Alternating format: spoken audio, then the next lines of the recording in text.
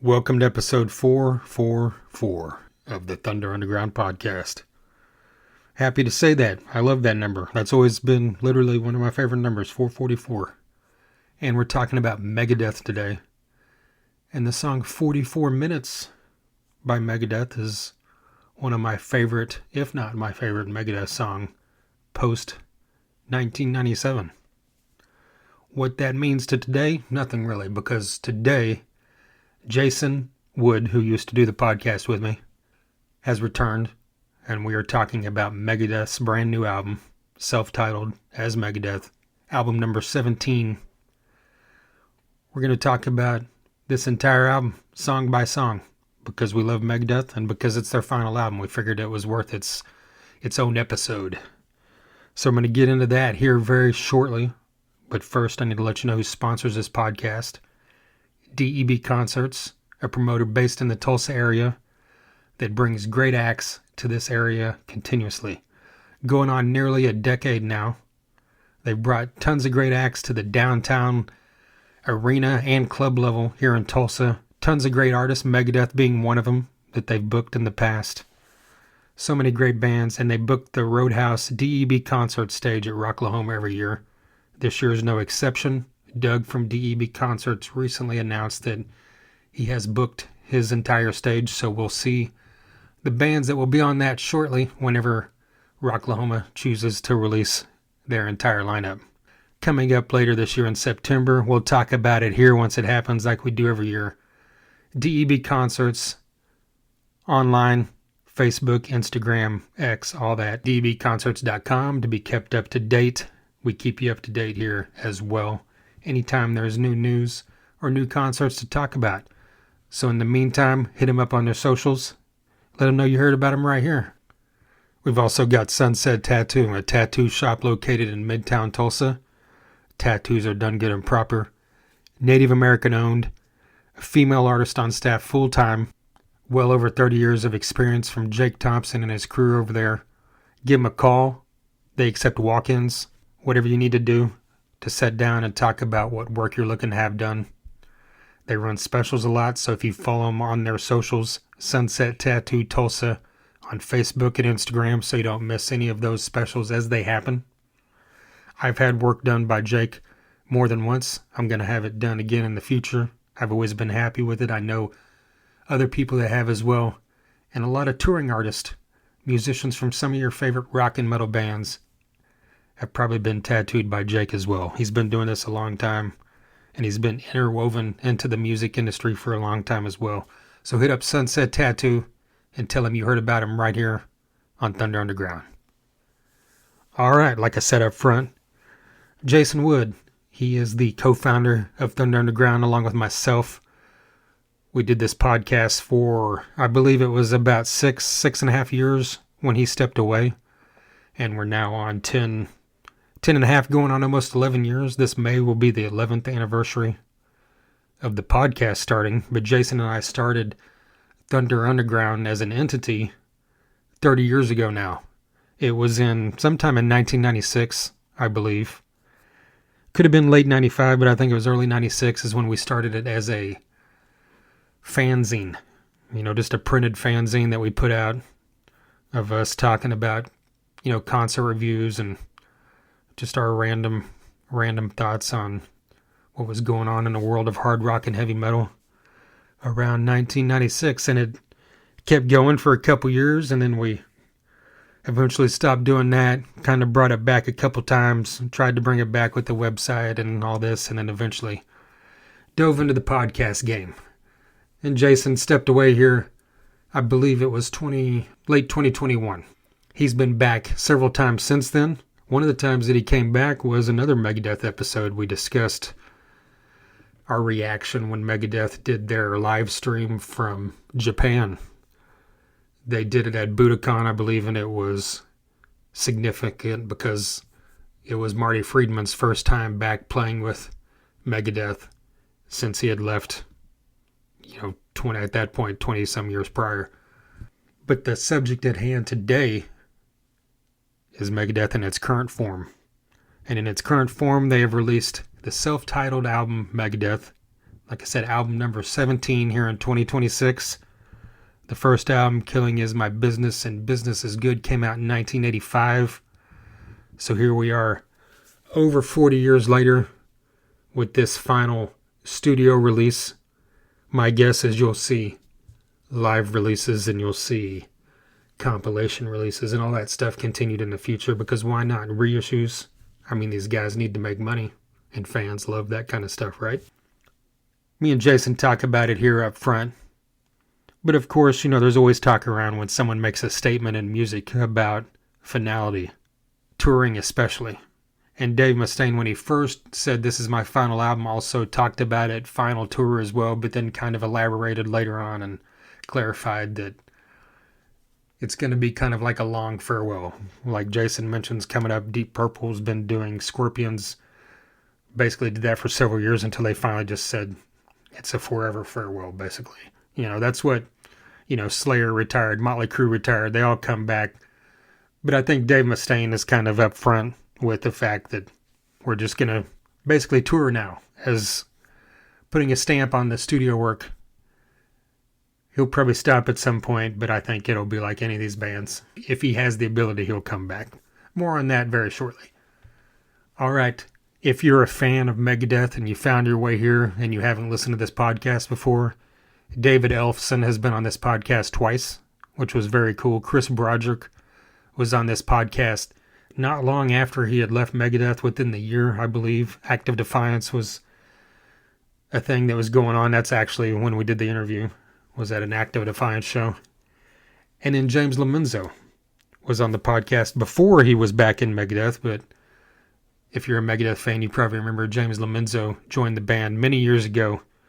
The first time David Ellefson left, and him and Mustaine had their court battles and they're kind of falling out. Then they came back together eventually. And then now, of course, Ellefson was ousted. I don't know what it's been now, 5 years ago now, maybe? It's been several years ago at this point. But Ellefson's doing a lot of great stuff on his own if you haven't been paying attention to that. Follow him on the socials. He's got the Kings of Thrash thing that he does with Jeff Young, of course, another former member of the classic early Megadeth lineups. And David Ellefson recently did a podcast. He has a podcast that he does with Joshua Toomey, who is known for the Talk Toomey podcast, and of course he's a member of Primer 55. But in that episode they did a full-on episode about reviewing the new album. So if you're a fan and you didn't know that, of course that's a pretty interesting thing that not a lot of artists do. You don't see former members of a band reviewing that band's current music. Side note, check that out if you have not. All right, let's just jump into this. Talk a little bit more about this album with Jason. Here is myself and Jason Wood talking about Megadeth.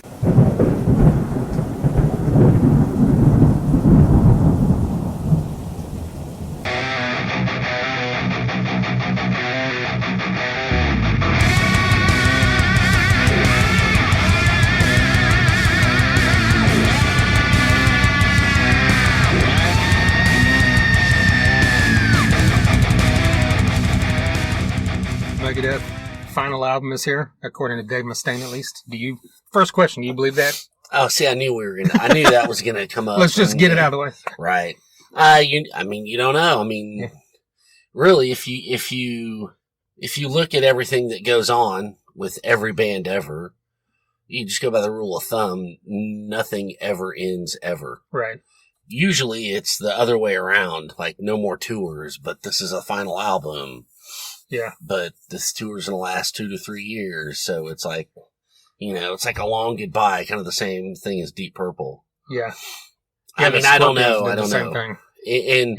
But, I do know that this could be the more, I don't believe any of them, but I could see where this could be the more believable, because I know that he has some arthritis issues, and it's not like we're playing AC/DC riffs here. Right.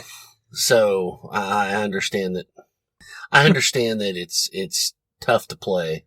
I mean, who knows? I think what you said, I think that stating final album is way easier to believe than this is my final tour.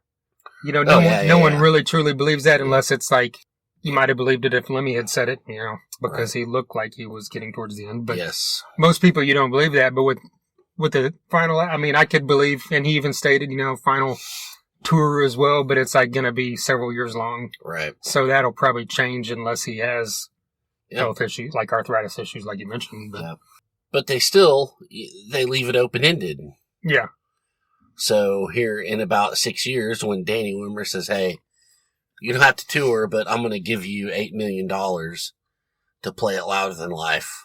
Yeah, or play these 4 festivals. And they'll do it, or whatever the fuck, Yeah. So. Yeah, exactly like Slayer, right? Yeah, exactly. We know how this goes. So. But this album is number 17 as far as studio albums go. Right.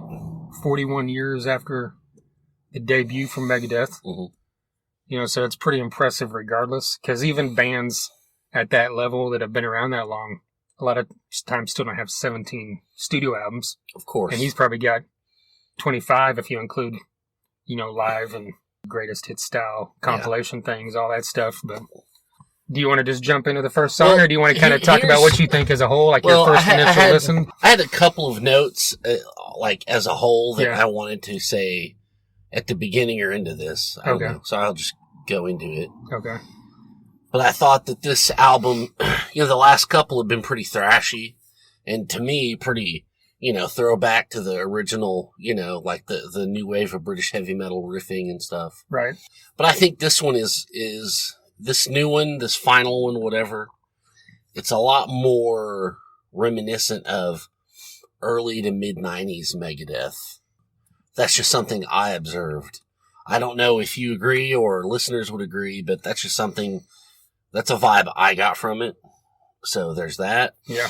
And also, in the album notes, the notes on the vinyl, the lyrics on the vinyl versions of this, it breaks down who's playing what solo. Timu and Dave, whatever. Oh, wow, okay. I think that Timu Montessori really compliments Dave. Usually you have Dave Mustaine's leads, which are balls out, just raw, fast, and shreddy. But you usually have a fluid guy like Marty Friedman or Kiko, Jeff Young, who's a real MIT fluid, pretty glossy, solo-y type kind of person.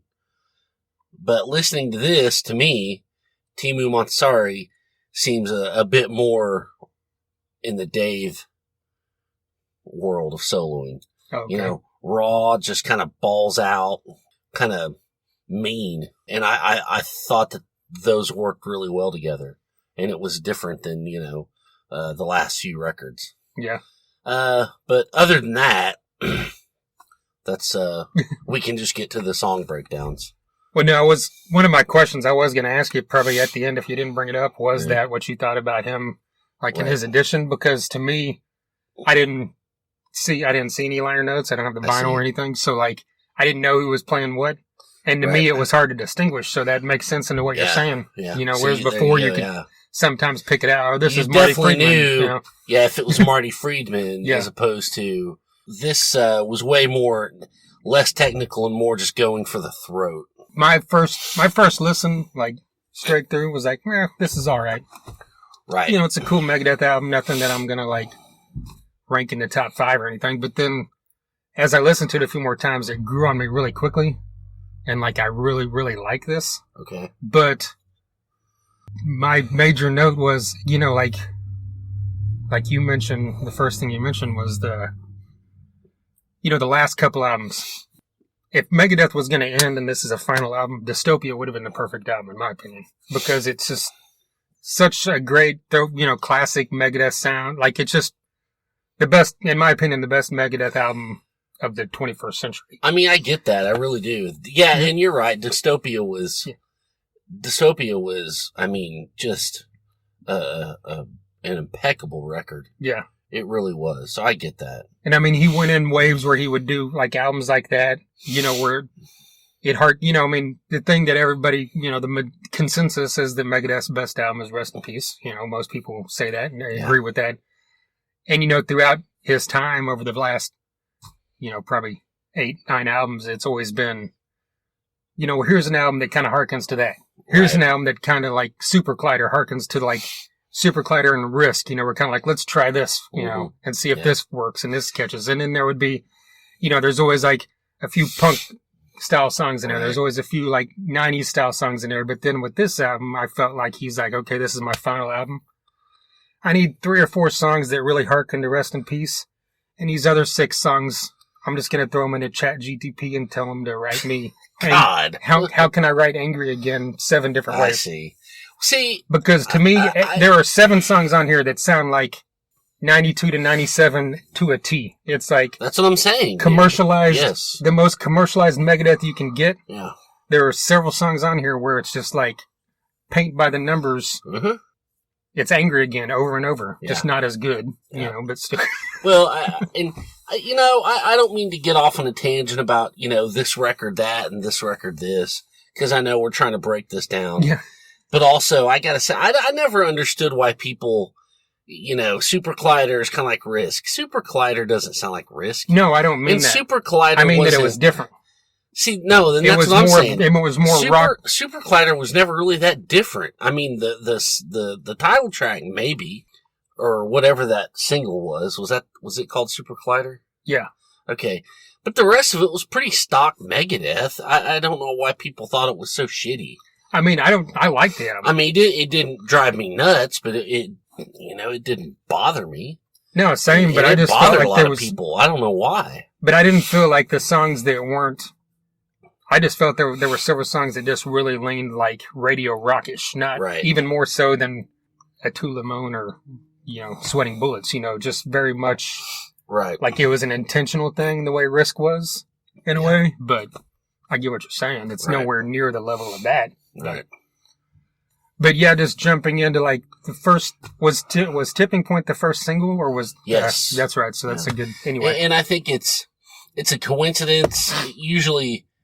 I just because I'm a deep track kind of guy and I try not to be, I try not to glom onto the singles, but it's a coincidence that it was the first single and it was the lead off track because to me, of everything on this record, it's the strongest, it's the most signature Megadeth.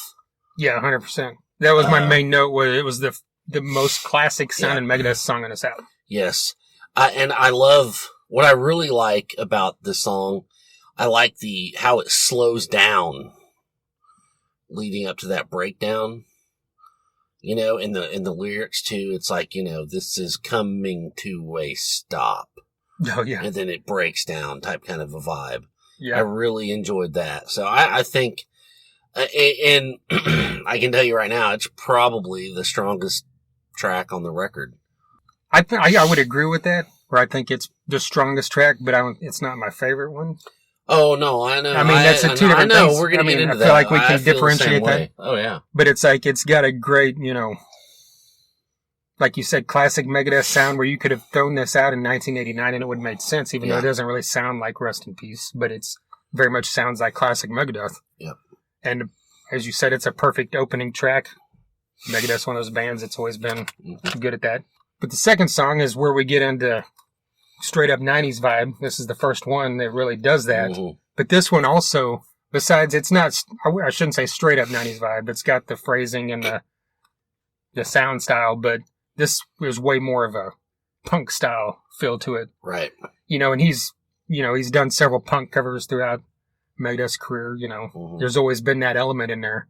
And I thought first listen, these lyrics are pretty cheesy, but the more you listen to it, it really fits that vibe of this is like, just punk rock until you get to the guitar solo, which is decidedly not punk rock. Right. Because it's way too fucking long and it's Dave Mustaine too. But so what are your thoughts on this, sir?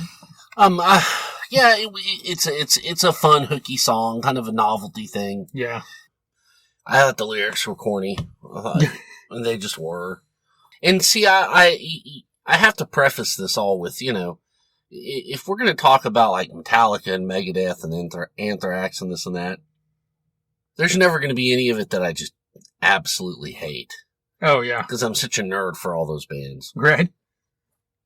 We know we're doing a review of this. It's not going to be like, if you're asking me, this is kind of a corny tune, but it's a fun, quick, fast song and that you can get into. So, yeah. Yeah. Were those lyrics about Dave Delson? There's a couple lines, where you're kind of like, okay. Who knows? Who knows? Which I don't know. Did you hear his podcast and his reaction to the record? No, you mentioned that to me, and I still haven't listened. But so, what are your thoughts? He is stuck on Megadeth like Mustaine seems to be stuck on Metallica sometimes. Oh, okay.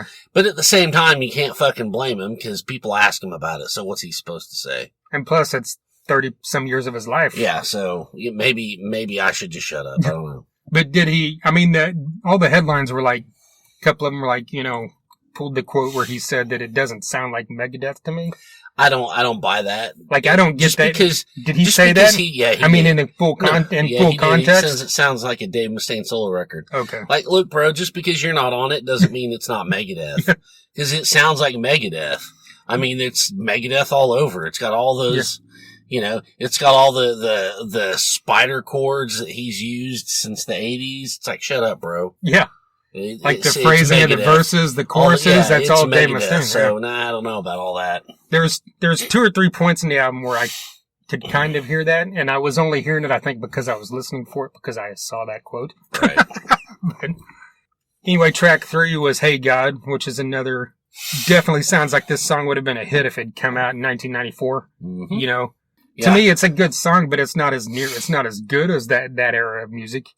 But it's just kind of like, it's better than I Don't Care, but it's still just just a good song. That's kind of the notes I had, just super hooky, a super 90s vibe. Yeah. Yeah, that's pretty much the notes I had on that. It was just kind of like, I wouldn't say it's filler, because I mean, I like most of these songs, but it's just kind of like one of the lesser songs on the album to me. Let There Be Shred, is another of like Tipping Point, where it's a real classic Megadeth feel to it. It's another one of those tracks, and First Instinct was, this title is both corny and cool. And how did someone not come up with this before now? Right. But the cool thing about music, is it changes tempos and it changes a lot throughout this, but it's, after my first listen of those 3 songs that were released, it was my favorite initially, but now I think as I've listened to it more, I feel like I'm back with Tipping Point. I see. That's just of those 3 singles, but I love the lyrics. I think it lays out the history of him. It lays out the history of thrash, really, when you think about it. Yeah. And I think the riff is amazing, and then it goes into this anthem-like chorus. So I just love the song. Also, you talk about the tempo changes. The tempo changes come with like the different solos, which I think is cool, which you don't think works because it's a totally different thing, but it all makes sense within the song. And not everyone can do that. So I really noticed that, and I enjoyed that in the song. What did you think about the video? So anyways, on to Puppet Parade. I still haven't watched, I've intentionally still not watched it. Don't. Okay. Same with that Black Crow song. Oh, God. Dude, even worse. So Puppet Parade, whenever I first heard this, my initial thought was this is the Timu version of, and I don't mean the guitarist. Right. This is the Wish version of Almost Honest.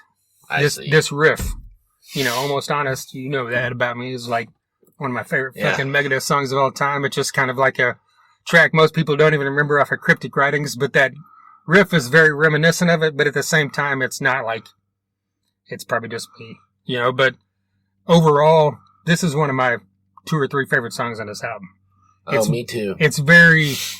This song is right under Tipping Point for me. Okay, yeah. Like, I love the lyrics. I love everything about this song, even though it still has that 90s vibe as well, but it's very classic Megadeth. Everything that I loved about Megadeth when I fell in love with him 30-some years ago, 35 years ago. Yep. What's your thoughts? Yeah, for me, it was, just like you said, it's that classic early 90s Megadeth groove. Okay. And it's got, his spider riff, spider notes, chorus that, just keep going. And for me, what jumped out at me really quick were the lyrics. As a guy that, I'm going to be 50 this year. I punch the clock every fucking day. And, you get into this day in, day out routine. And so to hear those lyrics about all the colors fade and turn into one, and you're trying to just, seriously, dude, it's crazy. You're trying to ride the blade and just trying to spark a flame and nothing works.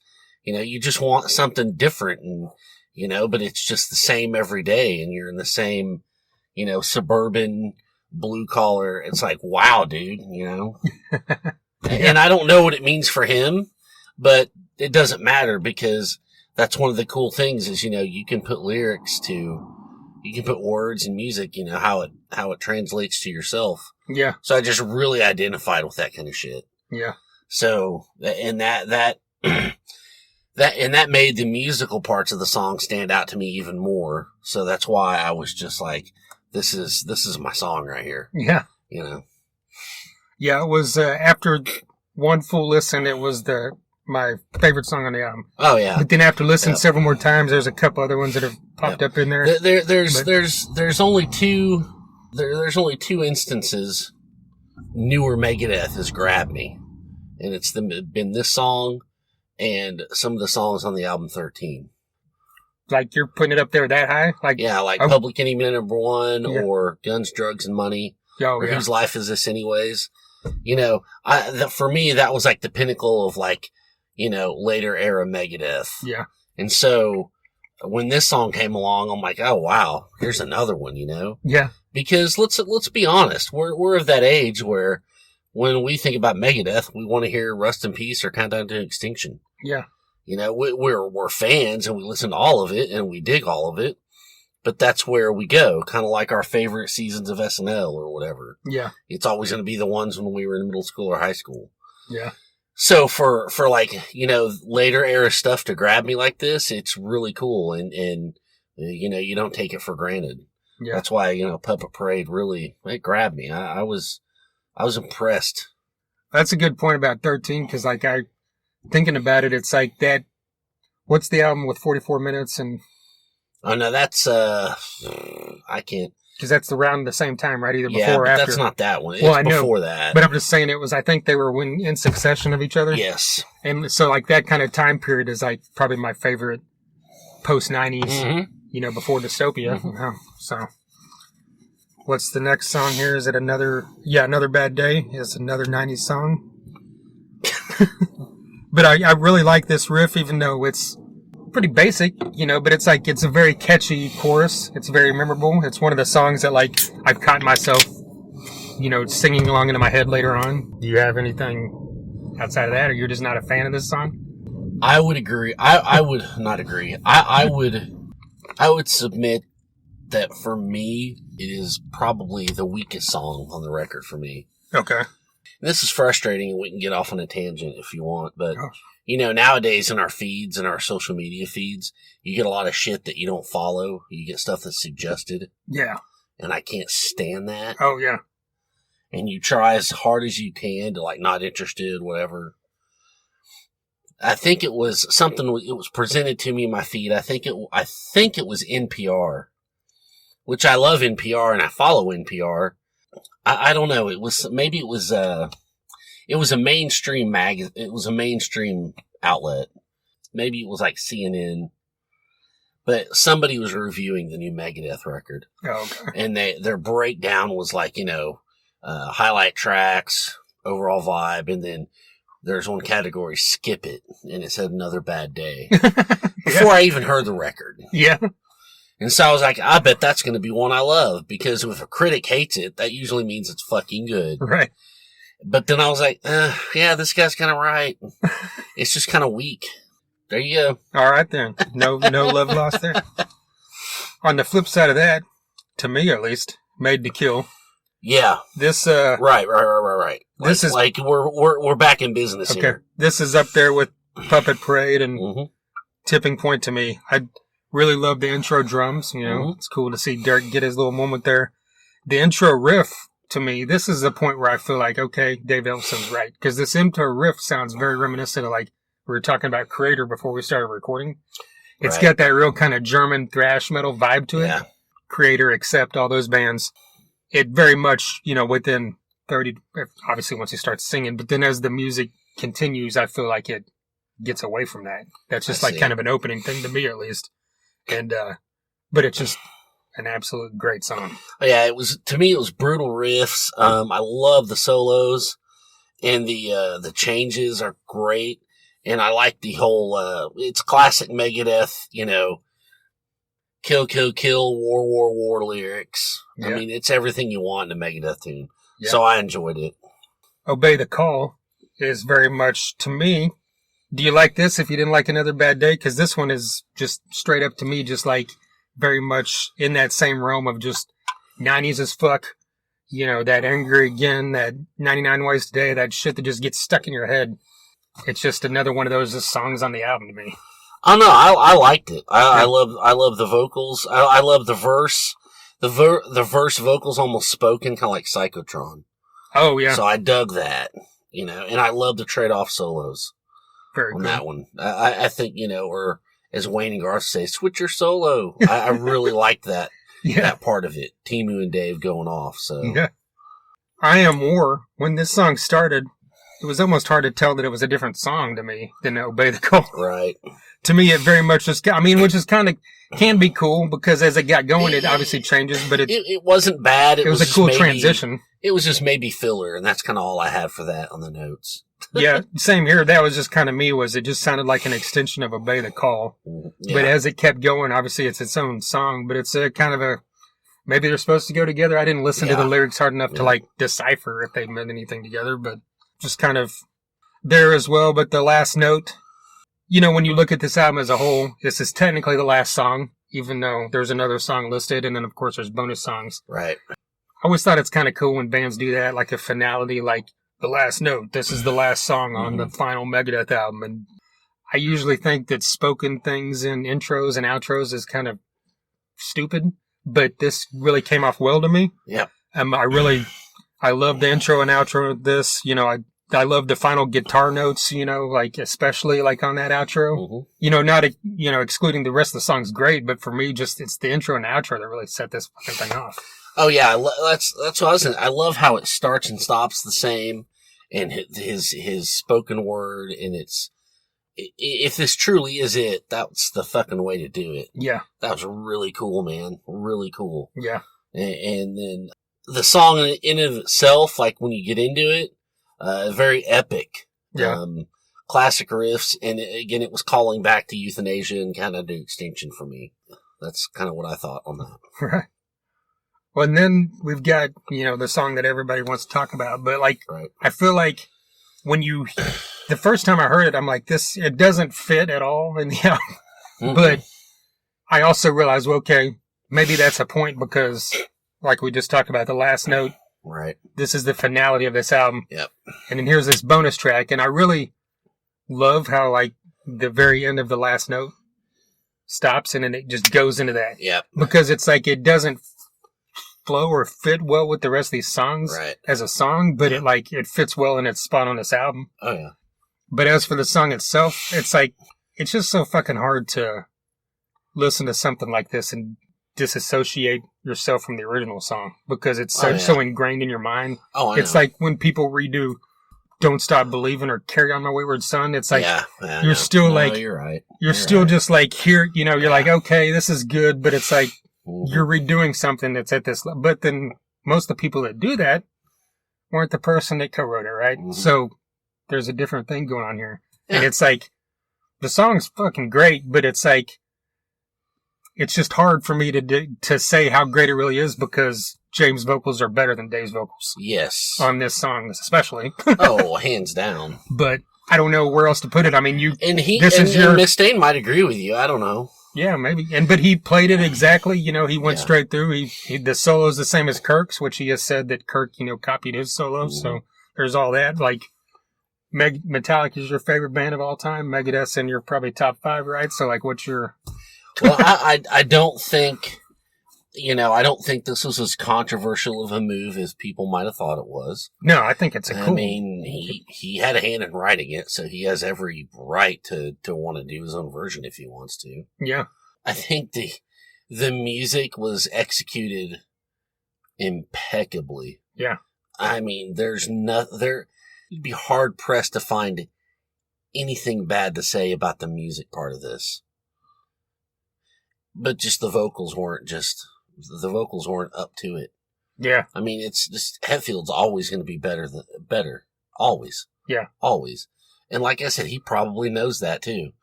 Again, he wanted to do it. It's his damn song. He can do it. Yeah.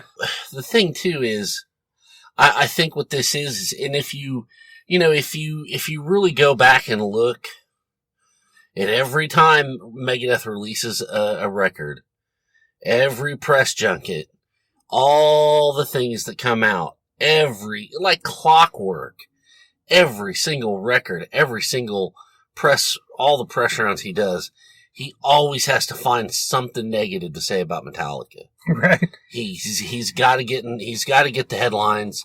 He's got to drum up attention. He didn't do that this time. After the record came out, there's a little bit about, his dispute with the whole No Life Till Leather reissue. But he never really got negative about it.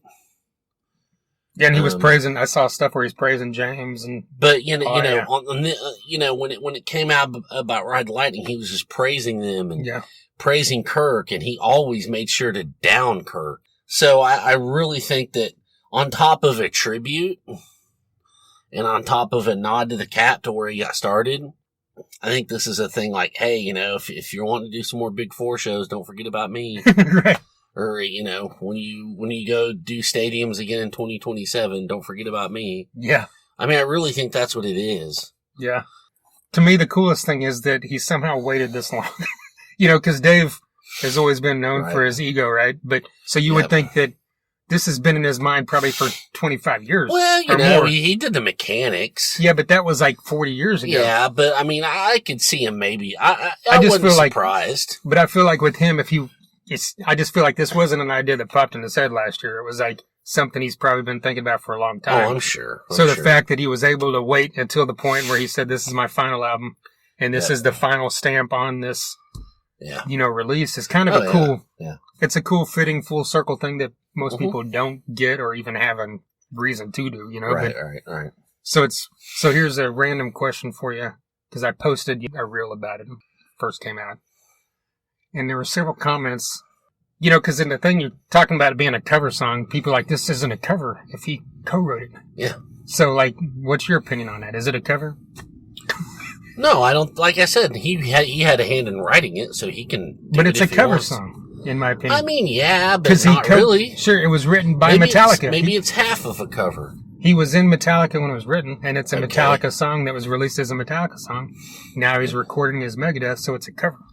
That's just the way I look at it. Not that even fucking matters. I just wondered what your opinion was. I don't know that it's a... Can you cover yourself? No, but it was never like... It was a Metallica song when it was written. I mean, yes. Yeah, totally. I mean, I feel like that's a little different than the John Fogerty thing where he got sued for, covering himself on purpose just to fuck with the record company. Well, yeah. I don't know. But, like if... When you go see Sammy Hagar now and he does Love Walks In, is that a cover song? That's a good point. No, yeah. Okay. Well, thanks for joining us today. If you look at setlist.fm, it'll say Van Halen cover. It'll say Van Halen cover under it. If you look at the set list for the John Bush, shows he did recently, it's all Anthrax covers. Yeah, you could go on and on, I guess. Yeah. It's like the whole classic rock debate, I'll die on the hill with it. Right. Classic rock is ever evolving and not a 1960s to early 80s thing. Right. Well, yeah, true. But so you also, I have not listened, we talked about this before we hit record. Right. I've not listened to, there's 2 more bonus tracks besides Ride the Lightning that are not on all the digital platforms, but you can buy it through Megadeth.com to get Nobody Hears, which is unfortunately not a cover. Nobody's Hero. Oh, Nobody's Hero. I was going to say it's not a cover of Suicidal Tendencies, but it's not even the same song. Right. And then Bloodlust is on the Target vinyl. So is Bloodlust heavy and fast? Because it sounds like based off that title. Yeah, it's a catchy chorus and pre-chorus. There's a lot of double time. It's a good riff. Okay. Nobody's Hero. There's a good chugging intro, but it's kind of filler. But there's a really cool breakdown with a solo. It's not reinventing the wheel or setting anything on fire. So, I mean, are the songs should have been on the album instead of Another Bad Day? You think? Maybe Bloodlust, maybe, but I don't know. Yeah, and both those you can find on YouTube. Oh yeah, that's on YouTube. Don't go buy extra shit. Just go to YouTube. what's the last album was The Sick, The Dying, and the Dead a few years ago. Mm-hmm. You know, if we could say how this, like, transitioned from that album, we could throw it on the end of another every album in a row, like redo, because we did that with Megadeth like 6-7 years ago. Yeah, I know. Yeah. But I don't even know. I haven't listened to Sick, Dying, and Dead. The Sick, The Dying, and the Dead in a while, actually. I like Dystopia and The Sick, The Dying, and the Dead better than this one, but that's just me. Yeah. You know, they're more thrashier. Yeah. You know, but that doesn't mean anything. I mean, this one's still a formidable effort. And it's, you know, and I can see how this is a good one to end on, you know? Yeah. This kind of covers a lot of different eras of the band, so.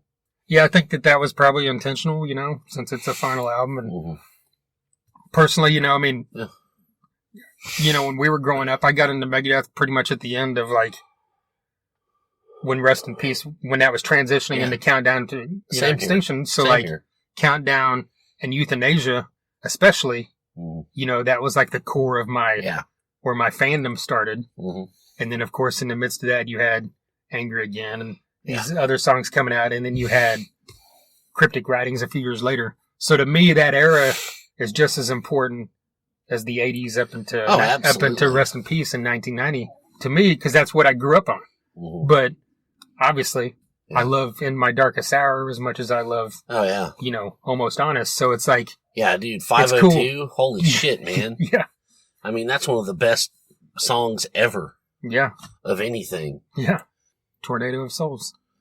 As a finale, yeah, it's great that it has like all this stuff to kind of, you know, bring all the Megadeth fans in. I think it's a smart move because in this day and age, shit doesn't sell like it used to, but in the same sense, he finally got a #1 album out of it, which is great. Yeah, well, because there's so many damn variants of it.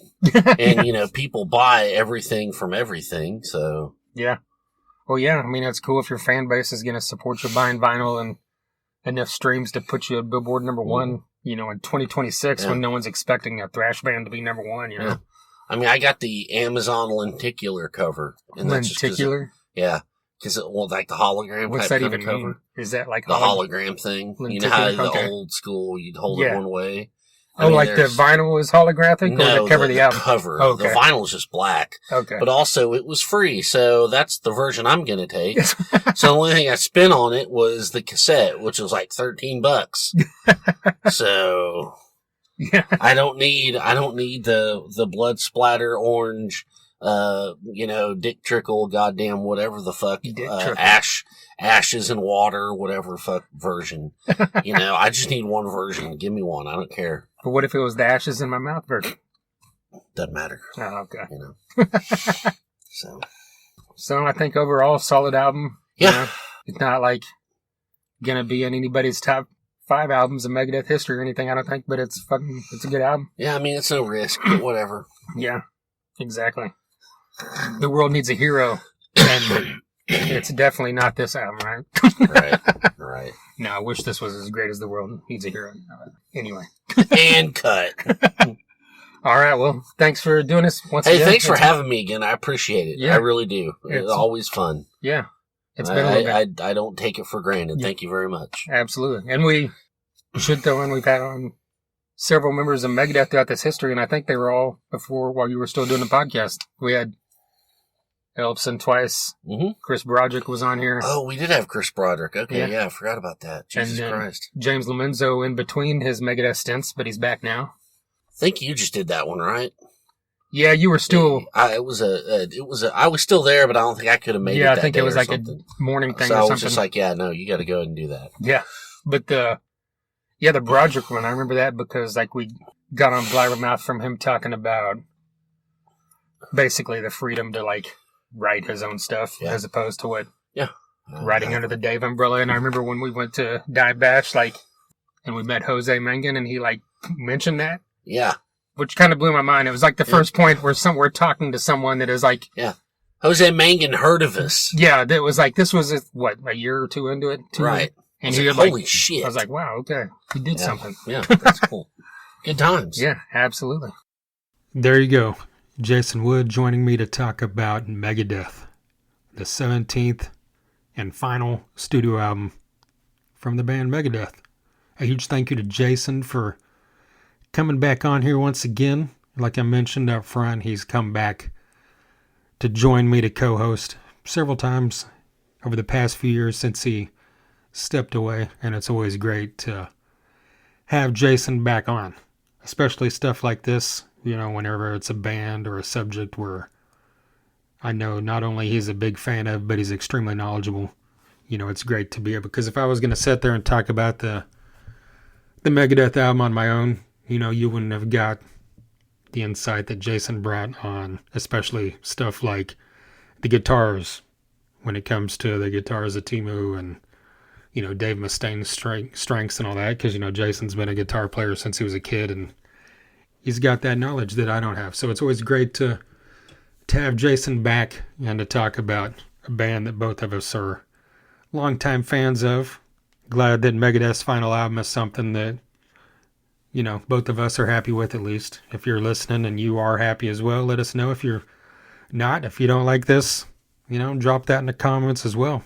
It's always good to hear people's opinions, whether they're good, bad, right, wrong, whatever. I guess opinions aren't right or wrong, right? They're opinions, but that's all a subject for another day, especially in the climate of social media over the past several years. But, we can be cordial and talk about rock and metal, right? I mean, at least I feel like a lot of us can. I know there's some of you out there that can't, but hey, we welcome your comments as well. It's always fun to see people looking stupid in comment sections, right? All right, yeah, enough of that. If you're a fan of Megadeth, like I mentioned before, we've had some Megadeth members on this podcast in the past. James Lomenzo, who's the current bass player, he's also a former bass player of Megadeth. He was a longtime member of Black Label Society. And speaking of Zakk Wylde, he worked with Zakk Wylde on the band Pride and Glory previous to that. Such a great fucking album. If for some reason if you're not knowledgeable about Pride and Glory, definitely check that out. James Lomenzo was also in White Lion, back in the heyday when White Lion was releasing those hits like Wait Little Fighter, When the Children Cry, and all that great stuff. He's played with John Fogerty of Creedence Clearwater Revival for many years before he stepped back into Megadeth. All that to say, he's been on this podcast before, and that was a great one. He's one of my favorite bass players. Speaking of bass players, the most well-known bass player from Megadeth, the original bass player, longest tenured bass player, and the one guy that is associated most with Megadeth besides Dave Mustaine is David Ellefson. He's been on this podcast twice. Both times great. Such a great dude to talk to. Chris Broderick, formerly one of the many former guitarists of Megadeth, one of the many former amazing lead guitarists of Megadeth. He's been in Flames and Nevermore, Jag Panzer, Act of Defiance. That dude's done a lot of great stuff, so that was very cool to have him on. If you're a fan of Megadeth, you're probably a fan of some other thrash metal bands. I've had on members of Testament. Alex Skolnick was on here in the past. Death Angel, Toxic Holocaust, Creator. Creator has a fantastic new album that just came out about a week or two ago. You got to check that out. I've also had on members of Anthrax. Do you like Anthrax? I hope you do. If not, hey, that's not my problem, but I love Anthrax. And I specifically love John Bush era Anthrax. John Bush was just on this podcast a little under 2 months ago, talking about the fact that he finally did some solo shows celebrating his era of Anthrax. Those 4 albums that he recorded that are all fantastic in my opinion. I've also had on members of Halloween, Nonpoint, CKY, Living Color, Whitesnake, Leonard Skinner, Motley Crue, Winger, Skillet, Shinedown, Breaking Benjamin, Hailstorm, Guns N' Roses, Def Leppard, Queensryche, Twisted Sister, Enough's Enough. The list is great. The list is long. There's so many bands I haven't listed. Seven Dust, Corrosion and Conformity, Prong, Typo Negative, White Zombie, Great White. The list, like I said, it continues because that's 443 episodes prior to this one that you can go check out. TheThunderUnderground.com. You can listen right there. You can listen pretty much anywhere podcasts are heard. Spotify, Apple Music, Mixcloud, SoundCloud, all of that. Wherever you're listening right now, hit follow, like, subscribe so you don't miss future episodes. Hey, if you're on a site and it allows you to leave a review, do that. That, of course, helps out. Anytime you see a social media post, Instagram, Facebook, TikTok, YouTube, any of those things, if you just hit, like, share, if you comment, that's a huge help because more people see these posts then. But yeah, if you follow on those socials, I've got daily content separate from this podcast, tons of reels that are focusing on current news, anniversaries, milestones, album anniversaries, random music, history, all kinds of great shit. So follow on all that stuff so you don't miss that. Spread the word. It's always a great help.